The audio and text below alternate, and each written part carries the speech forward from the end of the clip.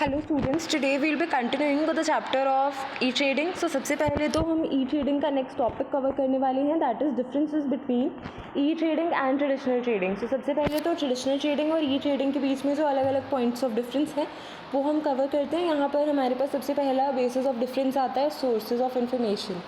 सबसे पहले e trading पढ़ते हैं तो sources of information about the stock exchange happenings is available in online terminals, brokerage firms websites, stock exchange websites and TV channels that reflect in seconds the pictures of the stock exchange। तो basically यहाँ पर ई trading के अंदर source of information जैसे कि हमारे पास information हो सकती है स्टॉक एक्सचेंज के प्राइजेस की, उनके जो रेट्स में चेंजेस आ रहे हैं उन चीज़ों की, तो वो इन्फॉर्मेशन हमें मिल सकती है ऑनलाइन टर्मिनल से, जो कि ऑनलाइन टर्मिनल्स। इसके अलावा हमारी कुछ ब्रोकरेज फर्म्स हैं वो भी यहाँ पर अपनी वेबसाइट्स पे डिस्प्ले करती हैं अपने अलग अलग स्टॉक्स के प्राइजेस, उस पर चेंजेस।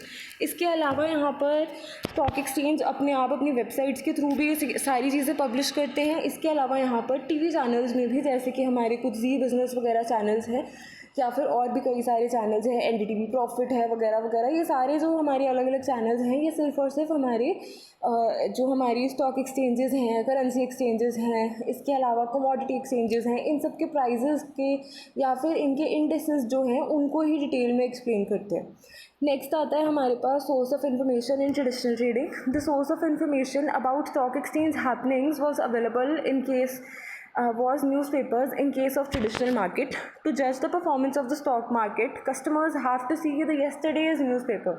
अब हमारी जो ट्रेडिशनल ट्रेडिंग है ना वो थोड़ी सी डिफरेंट हो जाती है। जैसे ई ट्रेडिंग में तो हमें रियल टाइम इन्फॉर्मेशन मिलती है कि हमारे चेंजेस क्या क्या आ रहे हैं स्टॉक्स के प्राइजेस वगैरह में, बट ट्रेडिशनल ट्रेडिंग में डिफरेंट ये है कि यहाँ पर ना हमारे स्टॉक्स के प्राइजेस में डिफरेंस आपको एक दिन बाद जाके पता लगता है, क्योंकि ट्रेडिशनल ट्रेडिंग के अंदर हमारी जितनी भी चीज़ें हैं वो सब हमें ना अगले दिन जाके पता लगती हैं थ्रू न्यूज़पेपर में जो नेक्स्ट डे जाके छपेगा वहाँ से हमें इन्फॉर्मेशन होगी। तो अगर हमें अपने शेयर्स के बारे में कुछ डिसीजन लेना है, उनको होल्ड करना है कि उन्हें सेल करना है या फिर बाय करने हैं, तो वो चीज़ आप नेक्स्ट डे कर पाते थे।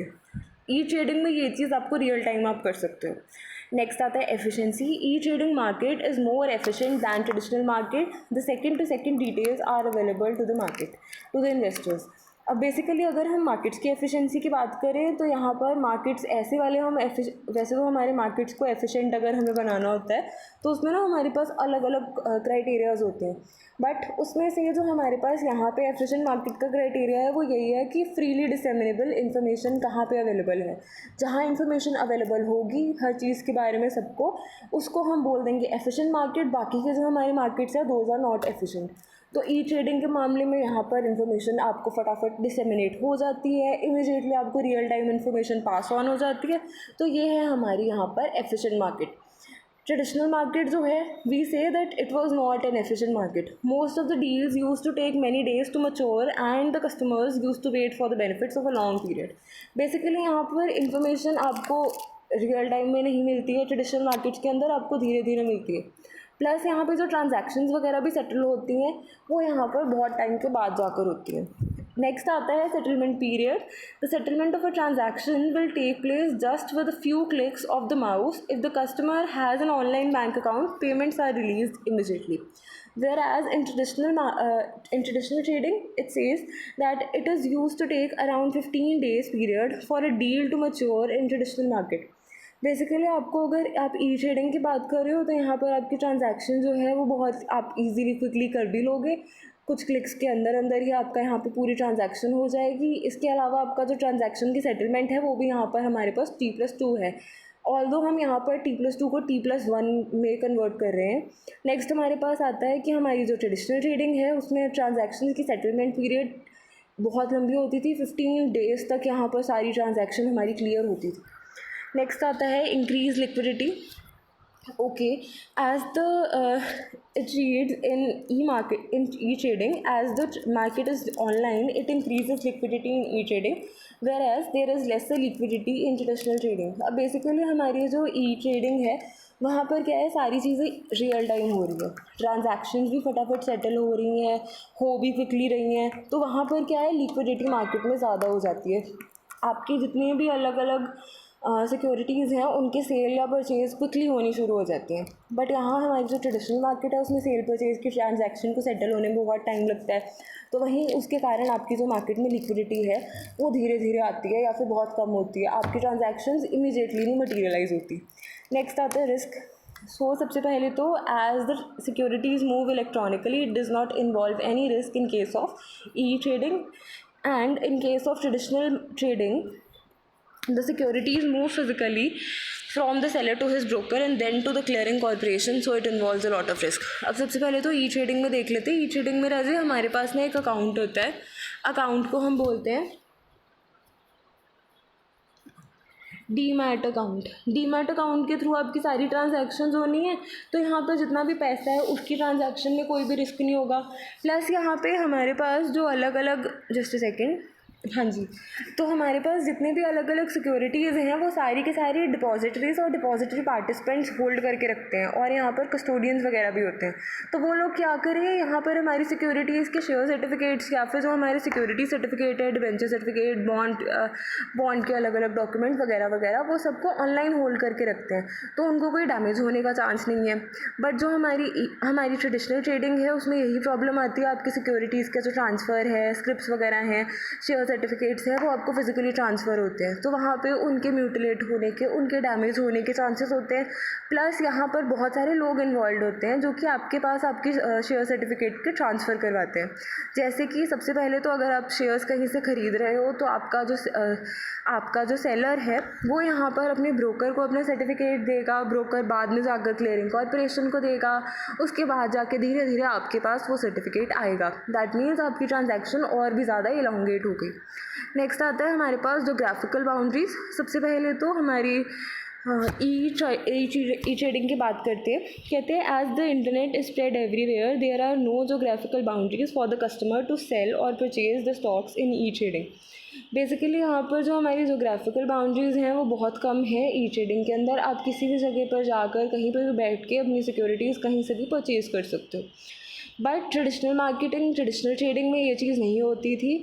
बेसिकली आपको क्या करना पड़ता था, आप ब्रोकर के पास जाके रजिस्टर होते थे, ब्रोकर अपने आप जाके जिस स्टॉक एक्सचेंज में रजिस्टर्ड होता था सिर्फ वहीं से आपको आपकी ट्रांजैक्शंस करवा पाता था, और कहीं की ट्रांजैक्शंस आप कर नहीं सकते थे। आजकल यहाँ पे क्या है, ब्रोकर्स भी यहाँ पर ई ट्रेडिंग कर लेते हैं, वो भी यहाँ पर ऑनलाइन सर्विसेज प्रोवाइड करते हैं, तो वहाँ से आपका काम थोड़ा सा कन्वीनियंट हो जाता है और जोग्राफिकल बाउंड्रीज एलिमिनेट हो जाती है। नेक्स्ट आता है मिनिमाइजेस पेपर वर्क। हाँ जी, अब ट्रेडिशनल ट्रेडिंग में पेपर वर्क बहुत ज़्यादा होता था, जितनी भी ट्रांजैक्शंस होती थी वो सारी की सारी पेपर वर्क के थ्रू जाती थी। आपके बहुत सारे अलग अलग पेपर वर्क बनता था, काफ़ी लंबा यहाँ पर आपके पेपर वर्क बनता था। बट जो हमारी ट्रेडिशनल ट्रेडिंग है वो सारा काम ऑनलाइन कर रही है, वहाँ पर पेपर वर्क ऑलमोस्ट ज़ीरो है, तो यहाँ पर पेपर वर्क बहुत कम है, इसीलिए यहाँ पर हमारा टाइम भी कम है। नेक्स्ट आता है सेटलमेंट टाइम। बेसिकली नेक्स्ट आता है हमारे पास advantages of e trading. E trading के हमारे पास अलग अलग बेनिफिट्स हैं। सबसे पहला बेनिफिट है that it reduces the cost of transactions. हाँ जी, अब यहाँ पर ना हमारे जितना भी हमारा ट्रांजैक्शन प्रोसेस है या फिर ट्रांजैक्शन करने का पूरी ड्यूरेशन है वो बहुत कम हो जाती है। कैसे कम हो जाती है, क्योंकि यहाँ पर ना एक तो देखो यहाँ पे हमारी प्रोसेसिंग बहुत क्विक है। इस क्विक प्रोसेसिंग को हम बोलते हैं स्ट्रेट थ्रू प्रोसेसिंग या फिर एसटीपी। अब यहाँ पर जो हमारी एसटीपी है उसके कारण ना हमारी जो बहुत ज़्यादा कॉस्ट ऑफ ट्रांजैक्शन होती थी, कॉस्ट पर ट्रांजैक्शन होती थी, वो कम हो गई है। और यहाँ पे जितनी कम ट्रांजैक्शन कॉस्ट उतनी ही ज़्यादा हमारे इन्वेस्टर्स इन्वेस्टमेंट करने के लिए मोटिवेट होते हैं, तो इससे हमारी जो ट्रेडिंग वॉल्यूम्स हैं वो भी यहाँ पर इंक्रीज़ हो गई और यहाँ पे कॉस्ट डिक्रीज़ हो गई, इसलिए यहाँ पर हमारे इन्वेस्टर्स ज़्यादा यहाँ पर पार्टिसिपेट करते हैं ट्रेडिंग के अंदर।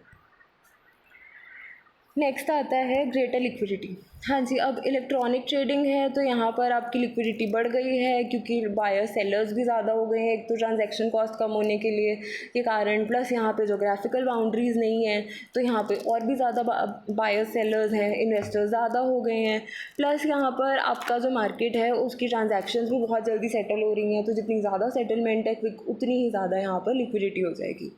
नेक्स्ट आता है ग्रेटर कंपटीशन। अब मार्केट जो है वहाँ यहाँ पे हमारी जो कॉस्ट ऑफ एंट्री तो हमारी कम ही है। यहाँ पर जो हमारे मार्केट के अंदर अलग अलग बैरियर्स होते थे वो सारे बैरियर्स यहाँ पे कम हो गए हैं। बेसिकली हम एंट्री बैरियर्स की बात करें तो एंट्री बैरियर्स कम हो गए हैं। और यहाँ पे अगर मान लो किसी को भी अपने शेयर्स वगैरह खरीदने हैं या फिर मान लो कोई भी सिक्योरिटी खरीदनी है तो वो यहाँ पे सीधे सीधे एक ब्रोकर के पास जाएगा या फिर इवन ऑनलाइन ब्रोकर से कांटेक्ट करेगा। ब्रोकर आपको यहाँ पर आपकी डील्स वगैरह अरेंज करके देगा। इससे भी ज़्यादा हमारे पास एक डिफरेंट चीज़ आ जाती है कि यहाँ पर हमारे जो हाँ जी हमारी ग्लोबलाइजेशन है वो आ गई है।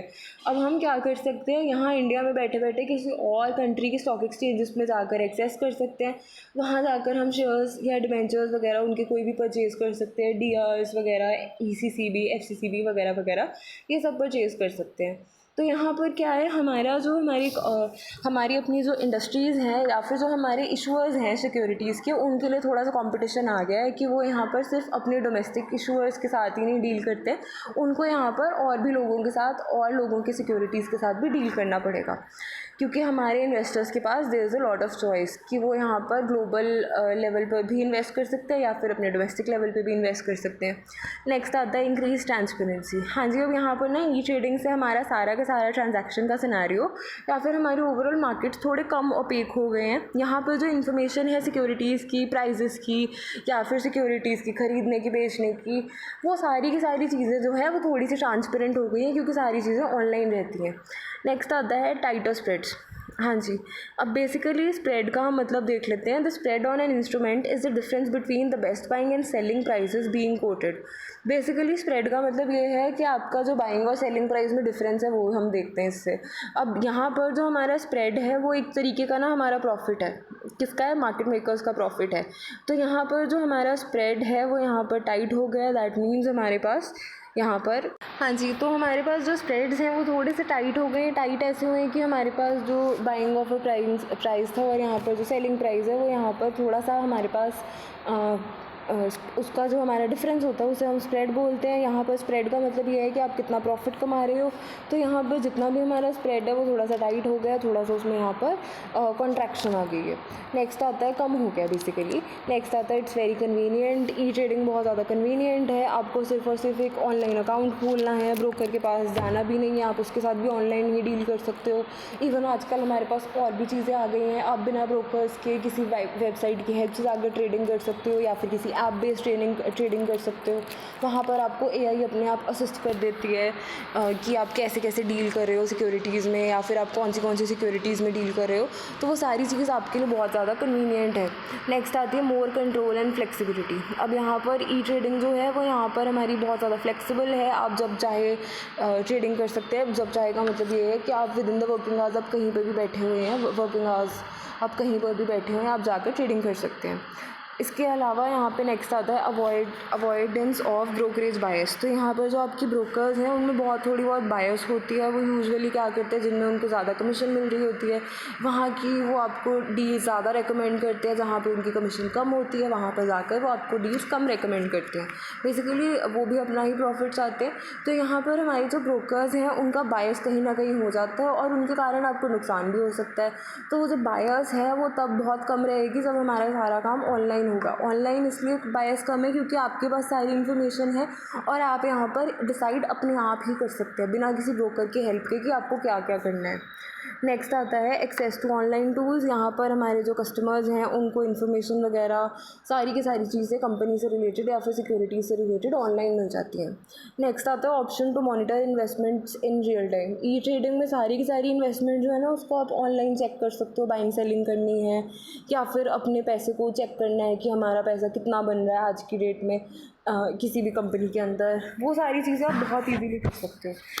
बेसिकली आपको एक फ़ोन चाहिए या फिर आप टीवी पर भी देख सकते हो वो सारी चीज़ and you can make easy calculations. Next आता है it eliminate the requirement of middle man की रिक्वायरमेंट बहुत कम है। मिडिल मैन की रिक्वायरमेंट ऐसे कम है कि यहाँ पर आपको ब्रोकर्स की रिक्वायरमेंट नहीं है। आप अपने आप सारी ट्रांजैक्शंस खुद कर सकते हैं। नेक्स्ट आता है हमारे पास better understanding of one's money. यहाँ पर आपके पास अंडरस्टैंडिंग चाहिए होती है। बेसिकली आपको आपके पास आपके पैसे के बारे में, आपके शेयर होल्डिंग के बारे में आपके पास ज़्यादा इन्फॉर्मेशन रहेगी, और यहाँ पर आपकी जो मार्केट है उसके बारे में भी आपके पास कंप्लीट इन्फॉर्मेशन रहती है, प्लस वो भी सारी इन्फॉर्मेशन चेंजेस के बारे में रियल टाइम में आप तक पहुँचती है।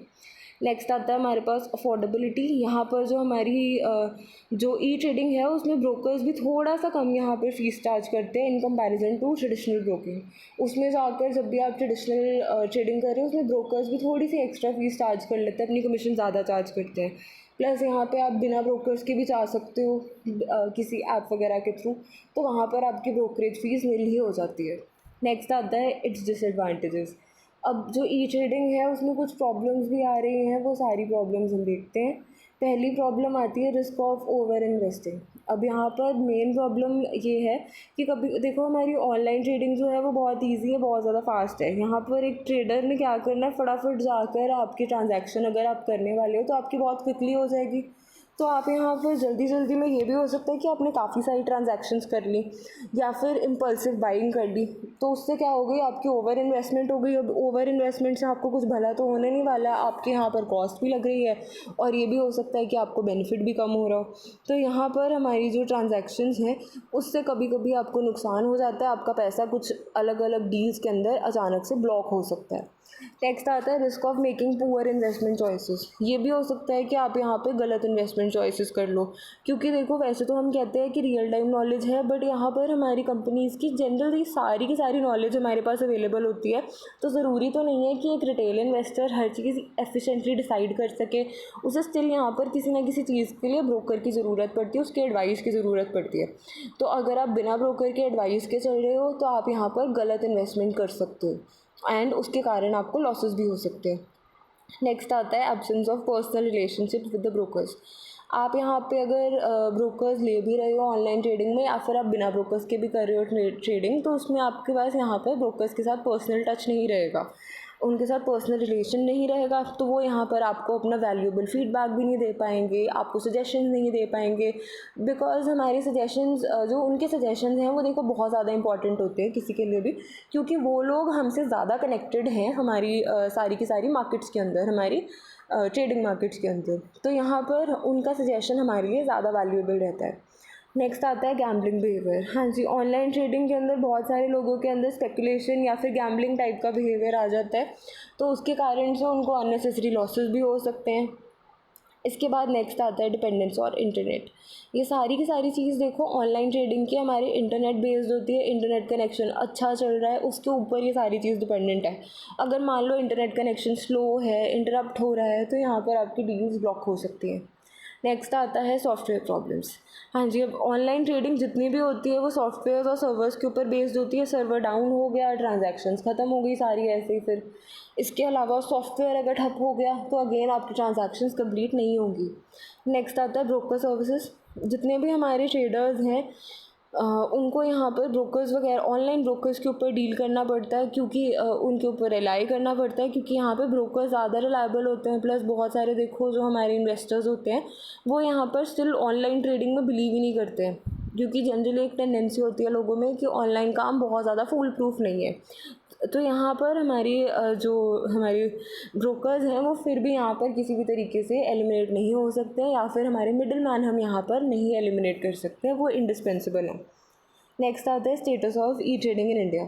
ये टॉपिक राजू हम कल करेंगे। So this was it for today. Thank you.